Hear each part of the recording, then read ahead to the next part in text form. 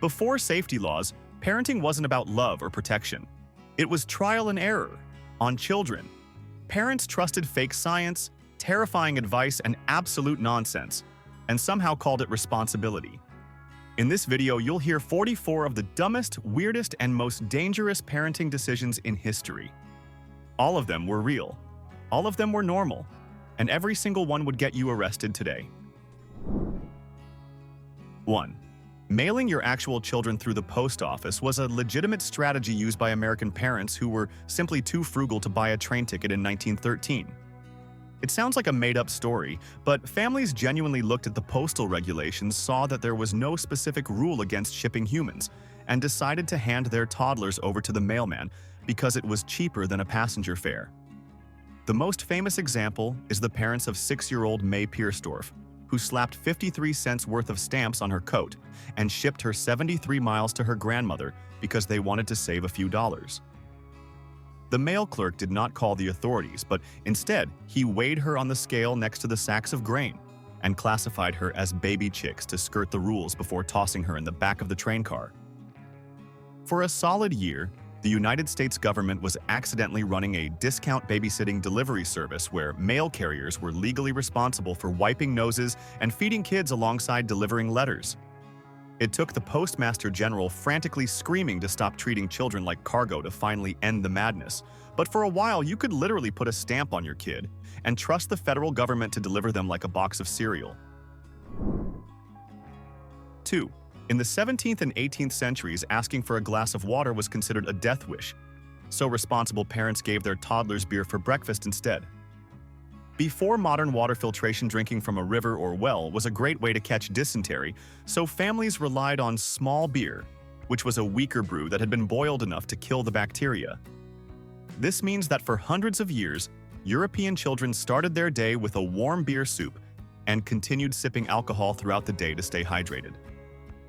You had entire elementary schools filled with slightly buzzed 6-year-olds trying to learn their alphabet while nursing a mild hangover from lunch. Parents were absolutely convinced that beer was a nutritious health food essential for a growing body, and would look at you like a lunatic if you suggested giving a child plain water.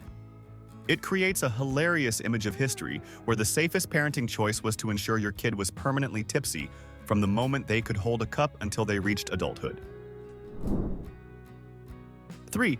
In the mid-20th century, parents were absolutely obsessed with safety, which is ironically why they dressed their children in pajamas made of pure asbestos. Before we knew it was a deadly carcinogen, asbestos was hailed as the miracle fiber because it was fireproof, and parents thought they were being incredibly responsible by wrapping their kids in it. You could buy safety clothing, and even blankets for the crib that were woven with asbestos fibers to protect Junior in case of a house fire. The most insane example was a product called Snow, which was literally bags of crushed asbestos that parents would sprinkle over the Christmas tree and over their children's heads to create a festive winter wonderland inside the living room. You have to picture the scene of a happy family coughing their way through a white Christmas while the kids played in piles of toxic dust that their parents had lovingly bought for them at the hardware store. It was the ultimate example of how trying to be perfectly safe can backfire spectacularly because mom and dad thought they were preventing burns while actually turning the holidays into a hazmat event. 4. When bicycles became popular in the late 19th century, parents were thrown into a panic not because of traffic accidents, but because of a made-up medical condition called bicycle face.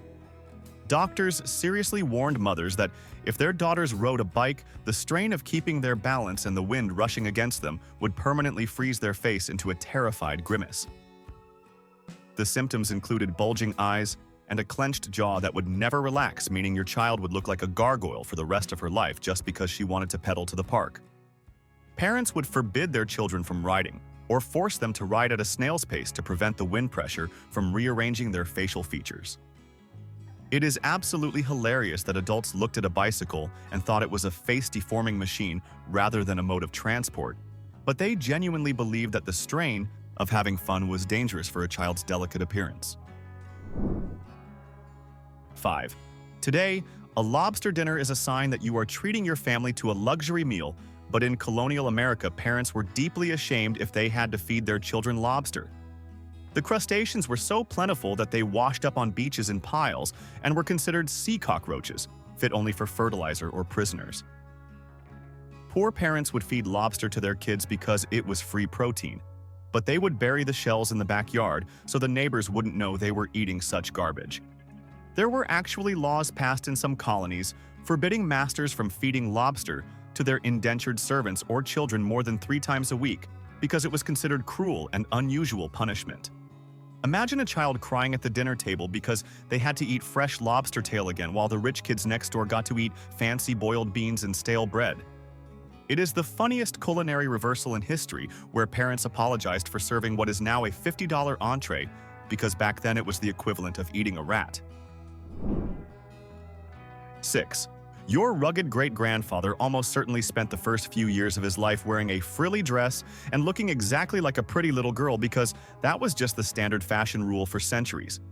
If you look at old family photos from the 19th century, you will often see what looks like 2 sisters. But it is actually a brother and sister because parents refused to put boys in pants until they were roughly 6 or 7 years old. The logic was purely practical because zippers had not been invented yet, and fastening complicated trousers on a toddler who needs to use the potty 5 times a day was a nightmare that no mother wanted to deal with. This practice was called breeching, and it was a huge milestone event where a boy was finally allowed to cut his hair and wear pants, which officially meant he was no longer a baby in the eyes of society. It is hilarious to think about tough historical generals and presidents running around in velvet skirts and lace bonnets during their childhood. But back then, nobody batted an eye because dealing with buttons on trousers was considered a task too difficult for a small child to master. 7. In the 1920s, the United States government officially told parents to stop hugging and kissing their children because they believed that affection would ruin the child's character. There was a very famous behaviorist named John Watson who published a psychological guide convincing millions of Americans that motherly love was actually a dangerous psychological disease that created weak and dependent adults. Parents were instructed to treat their toddlers like business employees, which meant you should never let them sit on your lap, and you definitely should not rock the carriage when they cried at night. The government actually issued pamphlets warning mothers that kissing a baby on the mouth would spread germs and kissing them on the cheek would make them spoiled. So the recommended affection was a firm handshake first thing in the morning. You had an entire generation of confused kids wondering why their mom acted like a cold corporate manager instead of a parent. All because some experts decided that showing basic human emotion was a sign of bad parenting. It is wild to realize that being emotionally distant was once considered the cutting edge of science and that shaking hands with a 2-year-old was seen as the proper way to say good morning. 8. If you think getting kids to eat fruit is hard today, just imagine living in the mid-19th century when parents actively banned fresh fruit because they thought it would kill you. There was a widespread medical panic known as the fruit fear, where doctors and parents were convinced that eating raw apples or peaches or berries was the direct cause of deadly cholera outbreaks in the summer. Moms would slap a delicious pear out of their child's hand, not because they were mean, but because they genuinely believed that the juice would rot the stomach and cause a fever that could be fatal within days.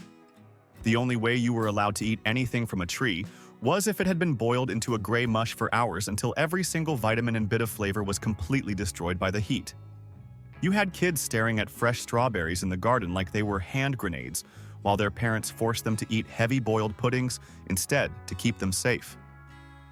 It took decades for people to realize that it was actually the dirty water washing the fruit that was causing the sickness, and not the innocent fruit itself. 9. Getting dressed for winter in the Victorian era meant being sewn into your underwear by your mother and not taking it off for 3 or 4 months straight no matter how much you smelled. Parents believed that removing clothes during the cold months would shock the body and let illness in, so the solution was to put the child in heavy flannel long johns in November and literally stitch the fabric shut so they could not take it off. To make matters worse and significantly grosser, parents would often grease the child's chest with a thick layer of animal lard or goose fat to add an extra layer of insulation against the cold wind. You essentially had millions of children walking around encased in a crust of old sweat and animal grease, while trapped inside a wool suit that they were physically unable to remove until the first flowers of spring appeared. The itchiness must have been absolutely unbearable, But parents were convinced that a layer of filth was a protective shield that kept the flu away better than a bath ever could. It gives a whole new meaning to spring cleaning because that was the only time of year when kids finally got to peel off their winter skin and actually see their own bodies again. 10. Before we realized that radiation causes your jaw to fall off. Parents in the 1920s were happily feeding their children radioactive chocolate as a health supplement. Radium was the newest and most exciting discovery in science, so companies put it in everything from toothpaste to candy bars, claiming it provided a warm glow of energy. There was a popular German product called radium chocolate, which was literally chocolate laced with radioactive isotopes that parents bought for their kids to help them focus in school or play sports better. The advertising promised that the energy from the radium would invigorate the cells and make the child more lively, which was technically true right before the cellular damage set in. You had families sitting around the breakfast table enjoying a nice glass of radium water and a radioactive chocolate bar, convinced they were consuming the elixir of life rather than a slow-acting poison. It remains the ultimate example of marketing triumphing over common sense, because if it glows, it must be good for you. 11. If you think celebrity baby names today are weird, you have clearly never met a Puritan parent from the 17th century who thought it was a great idea to name their child based on their own religious guilt. These parents did not choose normal names like John or Mary, but instead looked at their newborn baby and genuinely decided that humiliation or sorry for sin were excellent choices that would definitely not get the kid bullied on the playground. There was an actual politician named Praise God Barebone, and his unfortunate son was stuck with the legally binding name of "If Jesus Christ had not died, for thee thou hadst been damned," which is quite a mouthful to scream when dinner is ready. The logic was that a humiliating name would keep the child humble and remind them of their moral duties, but in reality, it just meant that school roll call took 3 hours and sounded like a church sermon. You had entire families walking around with names like Fly Fornication and No Merit, because apparently loving your child meant ruining their social life before they could even speak. 12. In the early 20th century, American educators decided that the biggest enemy of learning was a warm classroom, so they invented the open-air school movement to freeze children for their own good. The theory was that fresh, cold air would prevent tuberculosis and strengthen the mind, so they literally removed the walls and windows of classrooms in places like Chicago and New York during the dead of winter. You had students sitting at their desks in freezing temperatures, wearing heavy Eskimo-style sleeping bags and wool hoods, while trying to solve math problems with numb fingers because the heater was considered a health hazard. The teachers were so committed to this madness that they would sometimes heat soapstones for the kids to put under their feet just to keep their toes from falling off while the wind howled through the room.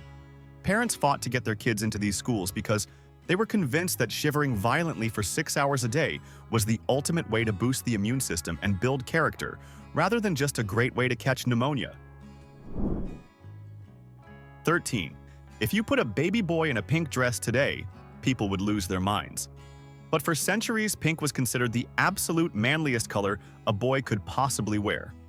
Up until the 1940s, the fashion rules were completely reversed, and parenting magazines strictly advised that pink, being a stronger and more decided color, was suitable for the boy, while blue, which is more delicate and dainty, is prettier for the girl.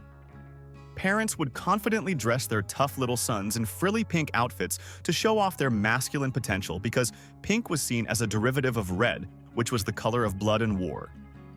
If you dressed your daughter in pink, back then, neighbors would look at you funny because you were essentially putting her in the equivalent of a biker jacket or a construction uniform.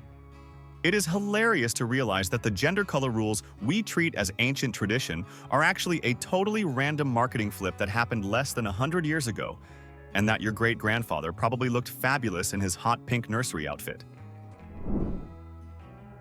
14. Finding a safe milk source for a baby in the 19th century was tricky. So many parents decided that the most logical solution was to bypass humans entirely and just bring a live goat into the living room. This was known as direct nursing, and it involved letting the infant drink straight from the udder of a goat, because parents were terrified that human wet nurses might transmit diseases like syphilis or have bad morals that would pass through the milk.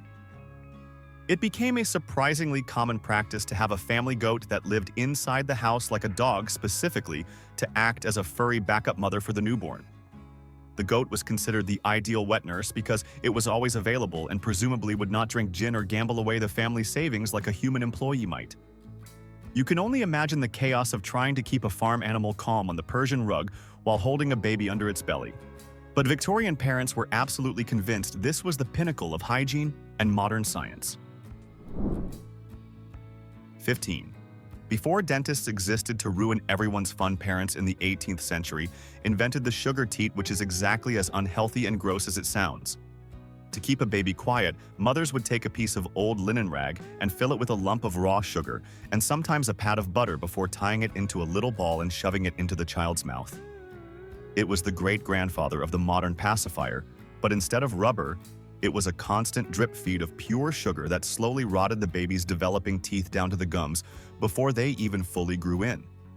It worked like a charm to silence a crying toddler, because obviously any human being is going to be happy with a mouthful of sugar syrup, but the long-term side effects were a nightmare of dental decay. Doctors eventually started screaming that this was a terrible idea, but parents kept doing it for generations because a quiet baby with black teeth was apparently preferable to a screaming baby with a healthy smile. 16. In the mid-20th century, parents developed a bizarre obsession with their children's ears and were terrified that they might stick out too much. To fix this purely cosmetic issue, you could buy special ear caps or adhesive tape kits to physically bind the child's ears flat against their head while they slept. Moms would look at their sleeping toddler and decide that they looked a bit too much like Dumbo, so they would plaster their ears back with heavy-duty tape or strap them into a tight bonnet that looked like a pilot's helmet. The companies selling these products claimed that cartilage was moldable and that you could train the ears to lie flat if you just applied enough pressure every single night for a few years. It was completely useless because genetics generally decides what your ears look like, but that didn't stop millions of parents from taping their kids' heads up like botched mummies. The child would wake up with sticky residue in their hair and sore ears, but at least the parents felt better thinking they had prevented a lifetime of bad school photos. 17. If a child had a problem with bedwetting in the Middle Ages, the parental solution was not to buy a rubber sheet or limit water before bed, but to force feed them a roasted mouse. This was considered a legitimate medical cure, and parents would actively hunt down rodents in the pantry to bake into a pie or serve on a stick like a horrific lollipop. The logic behind this culinary nightmare is almost impossible to understand, but people genuinely believed that the magical properties of a dead mouse would somehow tighten the bladder and stop the accidents. You have to imagine the psychological trauma of a 6-year-old being told that if they wet the bed one more time, they would have to eat another rodent for dinner, which honestly might have worked just out of pure fear. It was a time when the cure was significantly more disgusting than the problem itself, and yet parents served up mouse kebabs with a smile, thinking they were helping their child develop better hygiene habits. It remains one of the most baffling home remedies in history, proving that desperate parents will try literally anything, including serving vermin as an entree. 18. The famous philosopher John Locke gave parents some of the worst fashion advice in history in the late 17th century when he told them to intentionally make their children wear shoes with holes in them. Locke was essentially the parenting influencer of his day, and he believed that children needed to be hardened against the elements to build a strong character and a tough constitution. Wealthy parents who could easily afford new boots would take a knife and slice holes in their kids' soles so that their feet would always be wet and cold whenever it rained or snowed. The idea was that if a child got used to having freezing wet feet, they would never get sick, which is the exact opposite of how pneumonia actually works. You had little aristocrats walking around London with soggy socks and blue toes because their dads thought that dry feet were for wimps and that suffering was the best teacher. It is hilarious that people took medical advice from a philosopher who thought that leaking shoes were the key to raising a generation of strong leaders, rather than just a generation of kids with chronic foot fungus. 19. Before we understood basic chemistry, parents frequently gave their teething infants pacifiers and rattles made of pure lead because the heavy metal felt cool on the gums and had a naturally sweet taste. Lead acetate is literally called sugar of lead, So babies love to chew on these toxic toys because they tasted like candy while slowly poisoning their developing brains. Moms would hand their crying infant a heavy lead soldier or a lead nipple shield to suck on, thinking it was a durable and high-quality product that would last for years. The symptoms of lead poisoning, like irritability and stomach pain, were usually just dismissed as more teething issues, so parents would give the baby the lead toy again to soothe them, which created a terrible cycle. It is terrifying to realize that for a long time the most popular way to keep a baby happy was to let them gnaw on a neurotoxin that causes permanent cognitive damage. We look back at this now and cringe, but back then a heavy metal pacifier was considered a luxury item that showed you really cared about your baby's comfort. 20. Superstitious parents in the past lived in constant fear that fairies had stolen their real baby and replaced it with a grumpy imposter known as a changeling. If a baby was colicky or had a disability or just cried too much, the parents would assume it was a fairy trick and try to force the imposter to reveal itself using absurd methods. One of the most common tests was to brew beer inside empty eggshells in front of the baby because the logic was that the fairy would be so surprised by this nonsense that it would accidentally speak like an old man and say something like, "I have seen the acorn before the oak, but I have never seen brewing in an eggshell." Parents would literally stand around the fireplace cracking eggs and pretending to make tiny beers while staring intensely at their infant, hoping it would crack a joke. If the baby laughed or spoke, they would throw it on a trash heap or threaten it with hot iron to make the fairies bring the real baby back. It sounds like a dark fairy tale, but real adults actually did this because they could not accept that babies just cry sometimes without supernatural interference. 21. The 1940s and 50s were a wild time for chemical safety because parents used to let their children play in thick clouds of DDT pesticide like it was a summer sprinkler. Municipal trucks would drive through suburban neighborhoods spraying a massive fog of DDT to kill mosquitoes, and instead of keeping their kids inside, parents would encourage them to run out and chase the truck.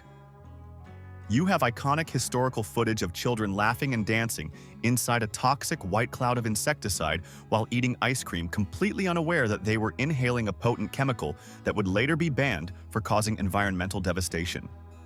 The parents stood on the porch waving at the driver, thinking that the government was doing them a huge favor by nuking the neighborhood bugs and sanitizing their children at the same time. It is the ultimate image of mid-century ignorance where a chemical fog was treated with the same casual joy as a visit from the ice cream man. 22. If you think modern beauty standards are tough, imagine being a toddler in the Victorian era, when parents believed that a child's spine was too weak to support itself without heavy machinery. It was common practice to put young children, including boys, into tight whalebone corsets before they were even old enough to form full sentences because there was a genuine fear that their bodies would just collapse like jelly without structural support. These were not the sexy corsets you see in movies, but stiff canvas straitjackets laced tightly around the ribs to ensure the child grew up with a proper straight posture. Parents would watch their kids waddling around like stiff little penguins, unable to bend over to pick up a toy and nod approvingly because they believed they were helping nature do its job. The idea that a human body might naturally grow straight without being winch-tightened into a fabric tube was considered ridiculous, so generations of kids spent their playtime gasping for breath in the name of good posture. 23. Hygiene in the Roman Empire and surviving well into the Middle Ages involved a cleaning product that modern parents would find absolutely revolting, and that product was aged human urine. Parents believed that urine was the ultimate sterile cleansing agent due to its ammonia content, so they would use it to wash their children's clothes, and even worse, to scrub their teeth. If a child had a dirty face or a spot on their skin, a caring mother would dampen a cloth with pee and wipe it off, thinking she was using a high-end disinfectant. The Romans actually imported special urine from Portugal because they believed it was stronger and more effective for whitening teeth, so you had parents forcing their kids to gargle with imported pee before school. It gives a whole new meaning to a bright white smile when you realize that the secret ingredient was literal toilet waste that parents paid good money to acquire. They were 100% convinced that this was the height of cleanliness and would probably look at our minty toothpaste with suspicion because it didn't have that powerful ammonia smell they trusted. 24. For a long time in history, parents were terrified of letting their babies crawl because they thought it made the child look too much like an animal. The belief was that crawling on all fours was a sign of lower evolution, so to prevent this beastly behavior, parents would force children to stand up and walk before they were physically ready. They used contraptions called standing stools, which were wooden frames that trapped the baby in an upright position for hours, or leading strings, which were essentially leashes attached to the child's clothes to puppet them around. If a baby tried to crawl, a nanny, or mother, would immediately swoop in and pull them up, because moving like a dog was seen as degrading to the human soul. You had frustrated infants who just wanted to explore the rug being suspended in the air like marionettes because their parents were insecure about their place in the food chain. It is hilarious that the natural developmental stage of crawling was treated like a bad habit that needed to be trained out of the baby with wooden cages and ropes. 25. In the 19th century, a man named Reverend Sylvester Graham convinced thousands of American parents that tasty food was the root of all evil and that they should feed their children practically nothing but bland crackers. This is actually where the graham cracker comes from, but the original version was like eating dry cardboard and was designed to suppress any excitement or joy in the child. Graham believed that spices, sugar, and flavor caused children to become overstimulated and morally corrupt, so ketchup and mustard were viewed as gateways to a life of sin. Parents would actively ruin dinner by boiling vegetables until they were gray mush and serving rock-hard bread to their kids to keep them pure and calm. Imagine sitting down to dinner and being told that salt is dangerous for your soul and that you have to eat a flavorless brick of wheat to be a good person. It was a culinary war on happiness, where parents thought that if a child enjoyed their meal too much, they were on the fast track to becoming a delinquent, so they made sure every bite was as miserable as possible. 26. Ancient and medieval doctors gave parents the incredibly strange advice to treat their newborn babies exactly like a piece of pork that needed to be preserved for the winter. The medical standard recommended by famous figures like Galen was to cover the infant in salt immediately after birth to harden their skin and protect them from illness.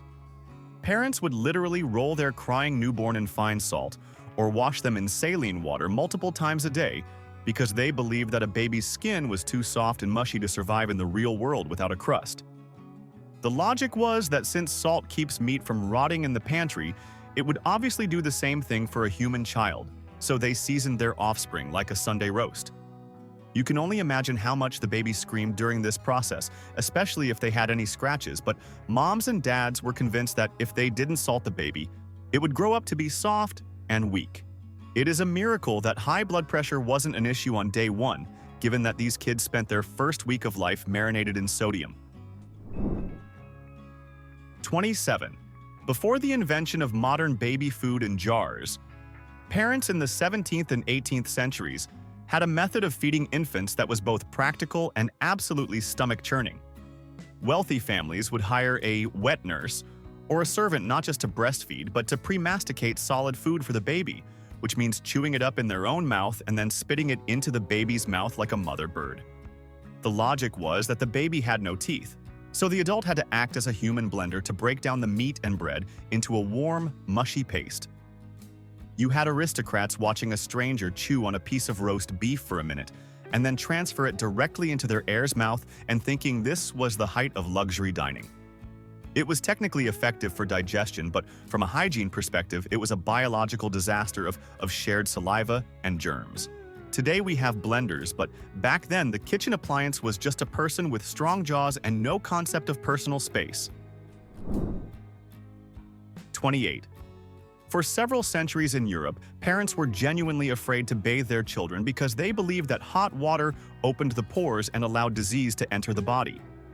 The medical wisdom of the time stated that a layer of dirt and sweat was actually a protective shield that kept the plague and bad air away from the vital organs. So you had loving mothers who would deliberately refuse to wash their kids for months at a time and would simply wipe their faces with a dry cloth to make them look presentable. King Louis XIV famously only took 3 baths in his entire life, and parents followed this royal example by letting their children build up a thick crust of filth. If a child smelled terrible, parents took it as a good sign that their natural oils were working to seal the body against sickness. It is horrifying to realize that the smell of an unwashed nursery was considered the scent of health, and that forcing a child into a tub was seen as a reckless gamble with their life. 29. Superstition ruled the nursery for a long time, and one of the biggest fears was that a mirror could literally steal a baby's soul if they looked into it before their first birthday. Parents would go around the house covering up mirrors with blankets or turning them to the wall to ensure that the infant never accidentally caught a glimpse of their own reflection. The belief was that a baby's soul was not fully attached to its body yet, and that the reflection would trap the spirit inside the glass, leaving the child to wither away or die. If a baby did accidentally see itself in a mirror, the parents would panic and perform rituals to try and snatch the soul back before it was too late. It sounds like the plot of a horror movie, but for generations of parents, it was a very real safety protocol. You had grandmothers diving in front of shiny surfaces to protect the baby not from physical danger, but from the metaphysical threat of seeing their own face. It explains why so many old nurseries look gloomy, because anything reflective was treated like a radioactive hazard. 30. In the early days of steam travel, parents were terrified to let their children ride on trains because they believed that the human body was simply not designed to travel faster than 30 miles per hour.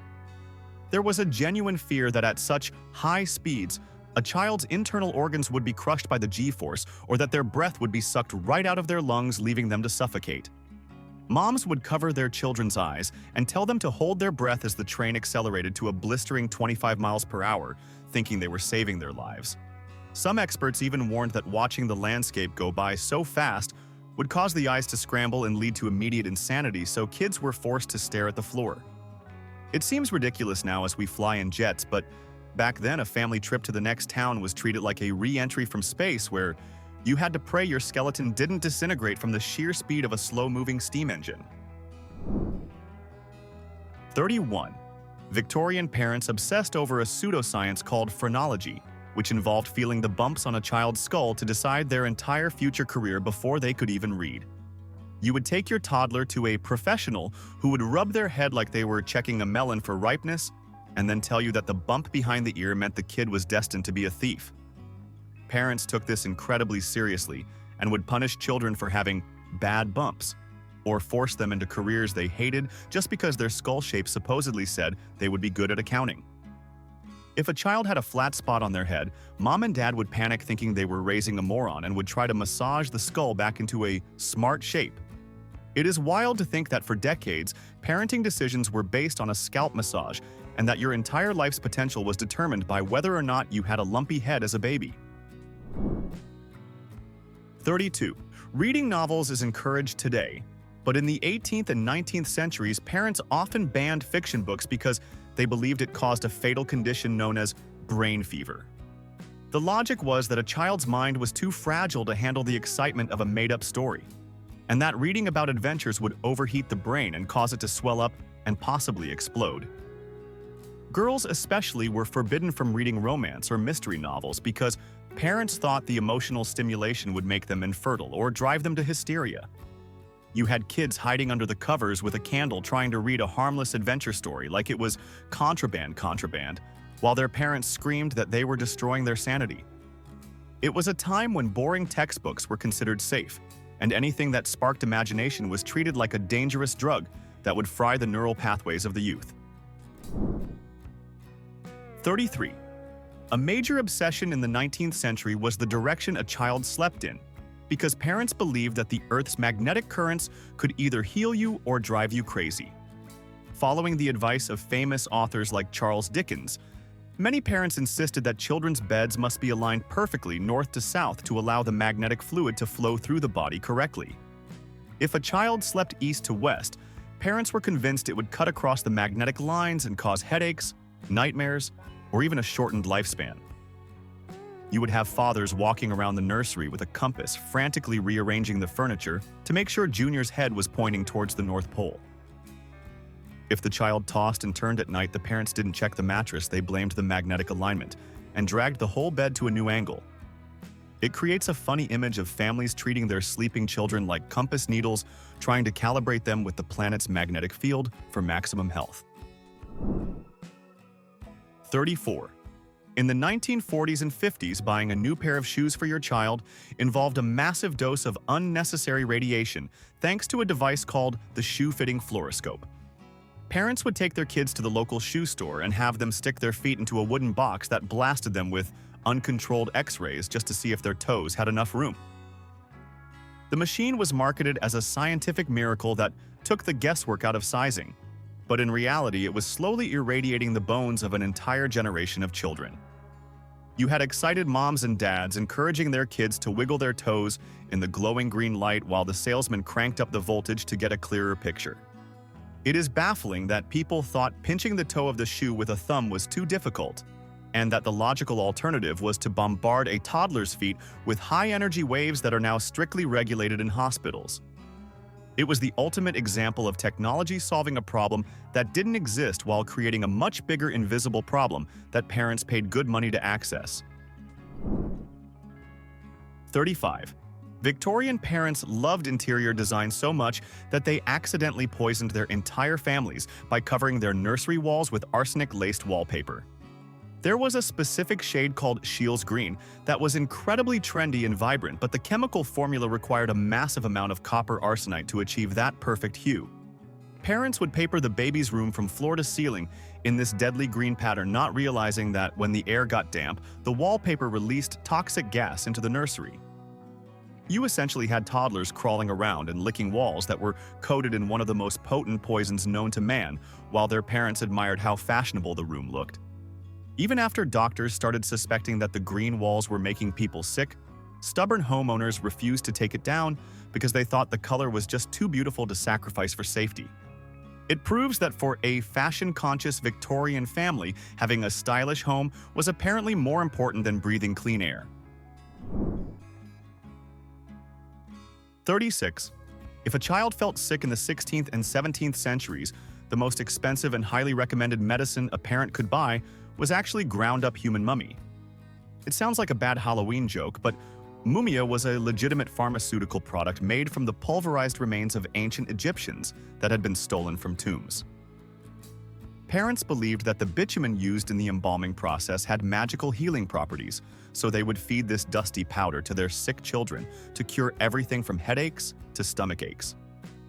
You have to appreciate the irony of trying to save a child's life by feeding them a spoonful of a dead person who passed away 3,000 years ago. It created a weird economic demand where merchants were frantically digging up mummies to grind into medicine for wealthy European families, who were convinced that cannibalizing history was the secret to good health. It was peak medical absurdity where the grossest possible option was considered the most luxurious cure on the shelf. 37. For over 200 years, parents in Europe and America were terrified to let their children eat tomatoes because they were universally known as the poison apple. The tomato belongs to the nightshade family, and because wealthy people ate them off pewter plates, the acid would leach lead from the plate and cause poisoning, which everybody blamed on the innocent vegetable. Moms would scream in horror if they saw a child reaching for a tomato in the garden, genuinely believing that a single bite would cause their blood to turn to acid and kill them before dinner. You had generations of kids missing out on pasta sauce and pizza because their parents treated a salad ingredient like it was military-grade cyanide. It wasn't until a guy named Robert Gibbon Johnson supposedly ate a basket of them on a courthouse steps in New Jersey without dying that parents finally relaxed. It is hilarious to think that the humble tomato was once the most feared villain in the kitchen solely because adults didn't understand how their own dinner plates worked. 38. Before we understood that mercury was a neurotoxin, parents used to let their children play with liquid quicksilver as if it were a magical silver slime. If a thermometer broke in the mid-20th century, it wasn't a hazmat emergency, it was playtime because the heavy liquid metal was fascinating to push around on the floor. Parents would watch their kids rolling the toxic beads into their hands and separating them with their fingers, thinking it was a fun science lesson rather than a brain-damaging event. It was known as the living metal, and kids were encouraged to chase the droplets across the table or even coat pennies with it to make them shiny silver. The fact that mercury vapors are invisible and odorless meant that nobody had a clue they were inhaling poison while having the time of their lives. We look back at this now in horror, but for a long time playing with a puddle of heavy metal was considered a wholesome childhood memory on par with playing catch or flying a kite. 39. If your child had a sore throat in the 18th century, the most popular home remedy was not cough syrup or honey tea, but a delightful concoction known as snail water. Parents would send their kids into the garden to collect a bucket of slimy garden snails, which they would then crush up shells and all and mix with brown sugar or heavy cream. The belief was that the slime from the snail would coat the child's throat and soothe the irritation while the shell provided calcium for strength. Moms would force-feed this gritty, mucus-filled sludge to their coughing toddlers, telling them it was a sweet treat, while the kid probably gagged on the texture of mashed gastropods. It was widely sold in pharmacies and considered a gentle medicine for everything from the common cold to tuberculosis, because apparently people thought that if a snail could repair its own shell, it could definitely fix a human lung. It gives a whole new perspective on the phrase, "What doesn't kill you makes you stronger," because surviving a bowl of snail porridge requires a stomach of steel. 40. In rural Europe and parts of America well into the 19th century, parents relied on a form of medical magic called passing to cure children of rickets or hernias.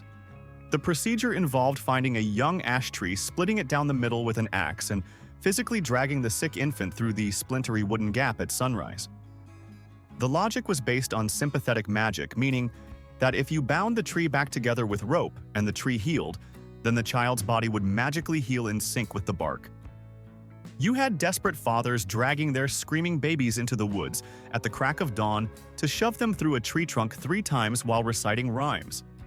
If the tree died afterwards, the parents would panic, believing their child would never recover, so they spent months gardening and watering a random bush in the forest.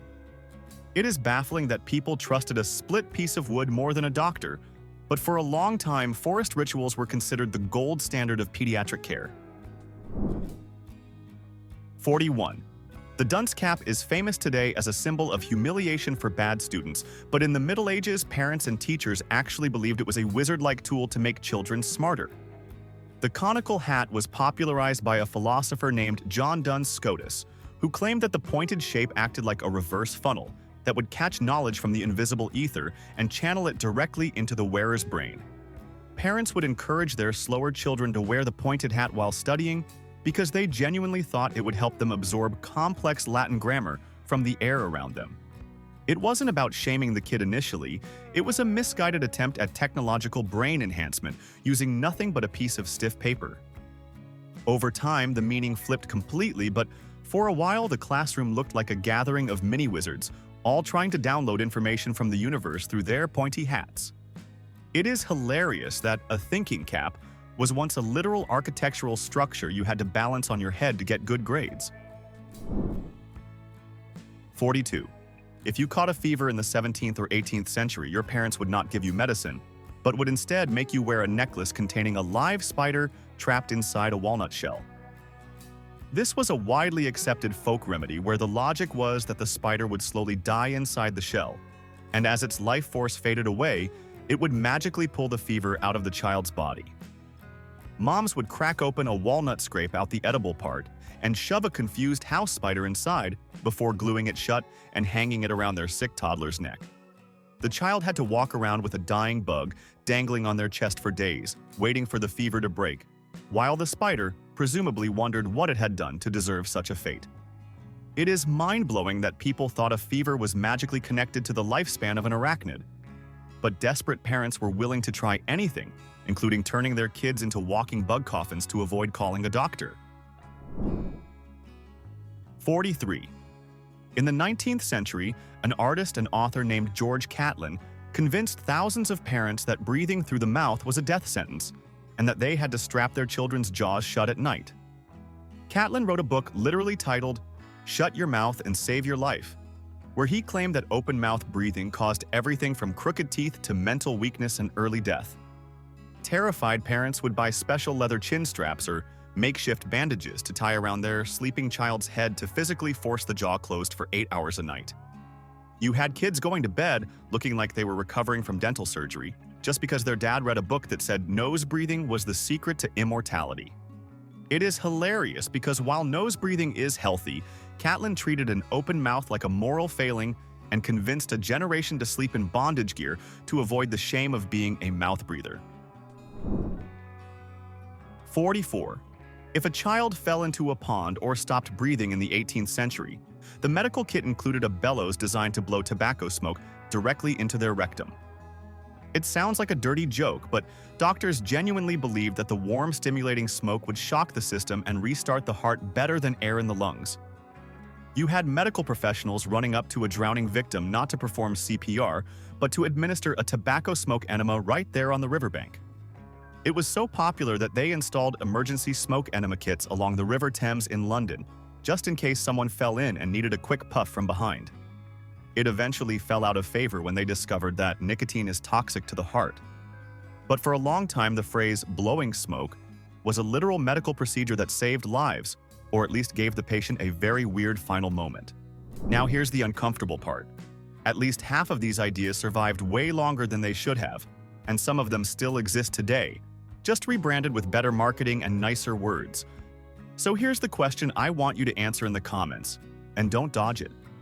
Which one of these would you secretly still defend if it was done by your grandparents? And why? If this video made you uncomfortable, good. That means you were paying attention. Hit like if your brain took damage from history. Subscribe if you want more proof that humans didn't suddenly get smarter. We just added warning labels.